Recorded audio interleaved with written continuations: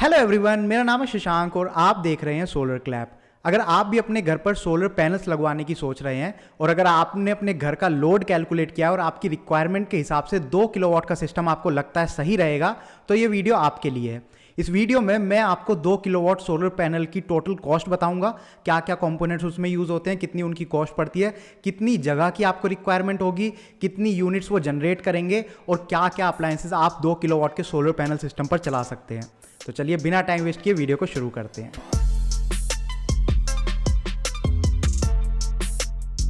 मेरे पास में इस वक्त आप कुछ कंपोनेंट्स देख रहे हैं। पीछे सोलर पैनल है, ये एक सोलर इन्वर्टर आप देख रहे हैं और ये है एक सोलर बैटरी।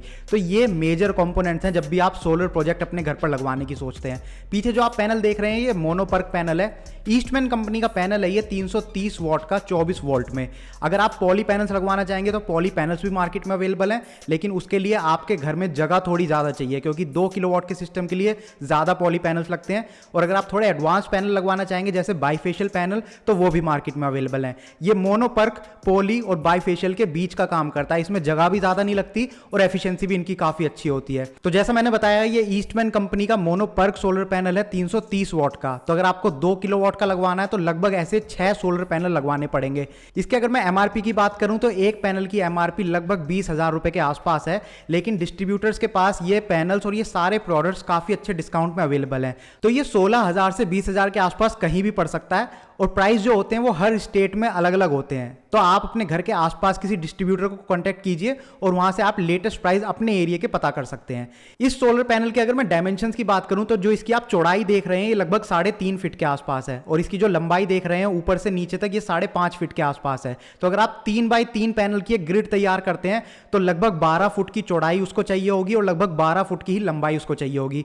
तो सोलर पैनल का अगर 2 किलोवाट का सिस्टम आप मोनोपर्क पैनल्स के साथ लगाएंगे तो 12x12 फुट की जगह की आपको रिक्वायरमेंट होगी।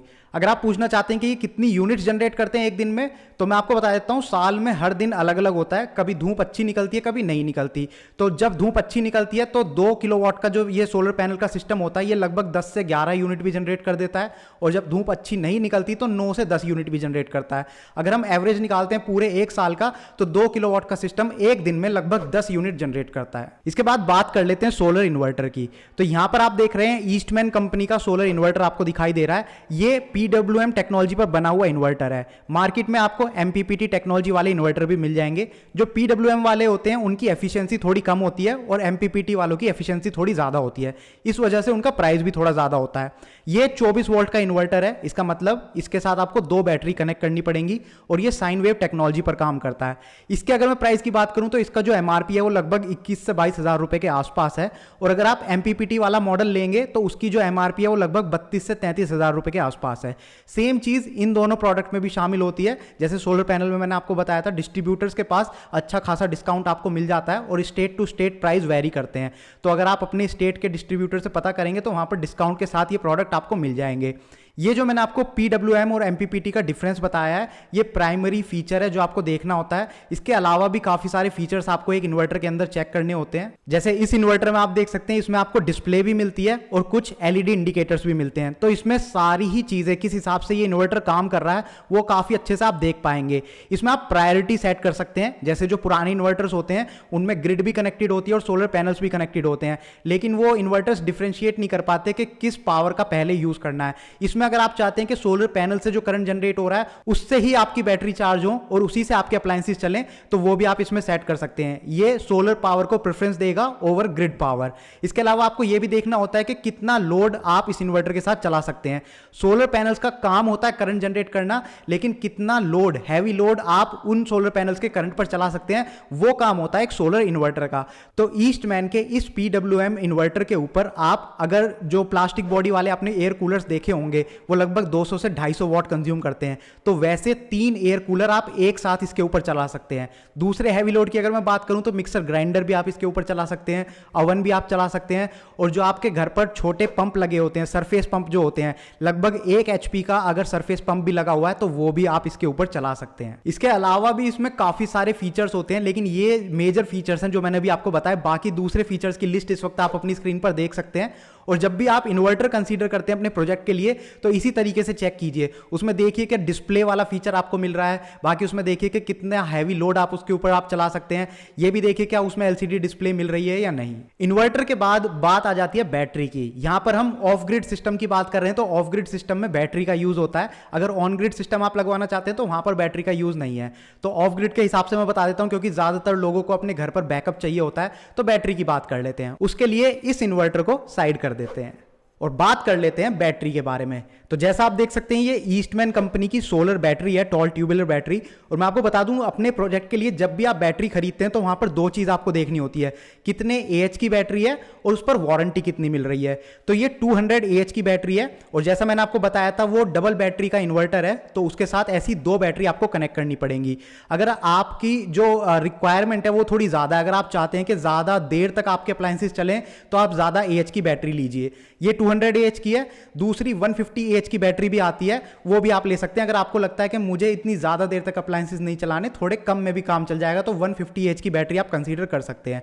दोनों ही बैटरी में 120 मंथ्स की वारंटी आपको मिलती है। 120 मंथ्स का मतलब है 10 साल की वारंटी आपको बैटरी के ऊपर मिल रही है। लेकिन इसमें आपको बता दूं 5 साल की वारंटी जो है वो नॉर्मल वारंटी है और बाकी के 5 साल की जो वारंटी है वो प्रो रेटा वारंटी है। तो आप देखिए, अगर आप 150 एएच की बैटरी लगवाना चाहते हैं तो उसका जो एमआरपी है वो लगभग 21,500 के आसपास है और 200 एएच की जो बैटरी है उसका एमआरपी 24,500 के आसपास है। लेकिन जैसा मैंने आपको बताया, डिस्ट्रीब्यूटर्स के पास आपको अच्छा डिस्काउंट मिल जाएगा, तो ये मैक्सिमम रिटेल प्राइस है, इससे ऊपर प्राइस इनका नहीं जाएगा। अब ये तो थे सारे प्राइमरी कंपोनेंट्स जो एक सोलर प्रोजेक्ट में लगाने होते हैं, लेकिन इनके अलावा कुछ सेकेंडरी कंपोनेंट्स भी हैं जिनकी जरूरत पड़ती है। फॉर एग्जांपल, सोलर पैनल लगाने के लिए आपको स्टैंड की जरूरत पड़ती है। तो जो अलग अलग मटेरियल मार्केट में अवेलेबल है उनमें जीआई मटेरियल सबसे बढ़िया माना जाता है।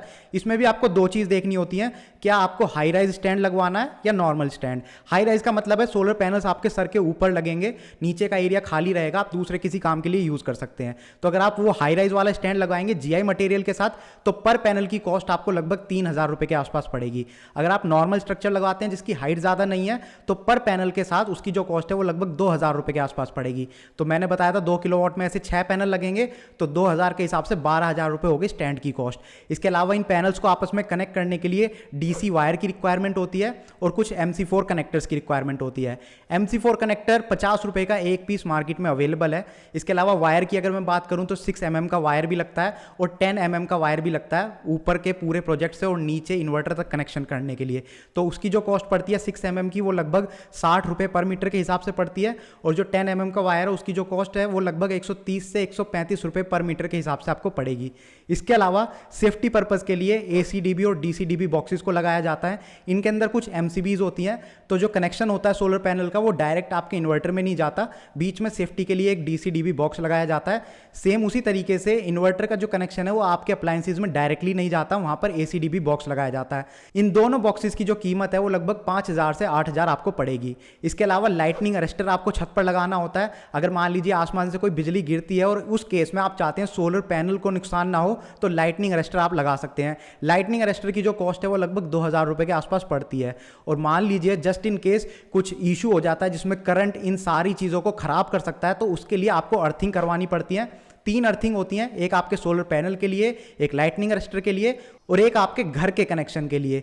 तो अर्थिंग किट की जो कॉस्ट होती है वो लगभग 5 से 6,000 रुपए के आसपास पड़ती है। तो 3 अर्थिंग किट आपको लगवानी पड़ेंगी, तो लगभग 15,000 रुपए की अर्थिंग किट की कॉस्ट हो गई। तो कुल मिला के ये जो सारे कंपोनेंट्स मैंने आपको बताए हैं, जिसमें पैनल्स हो गए, इन्वर्टर, बैटरी और बाकी सारी एक्सेसरीज हो गई, अगर 2 किलोवाट का सिस्टम ऑफ ग्रिड वाला अगर आप अपने घर पर लगवाना चाहते हैं तो आज की डेट में उसकी जो कॉस्ट है वो लगभग 1,80,000 से लेकर 2 लाख के आसपास पड़ेगी।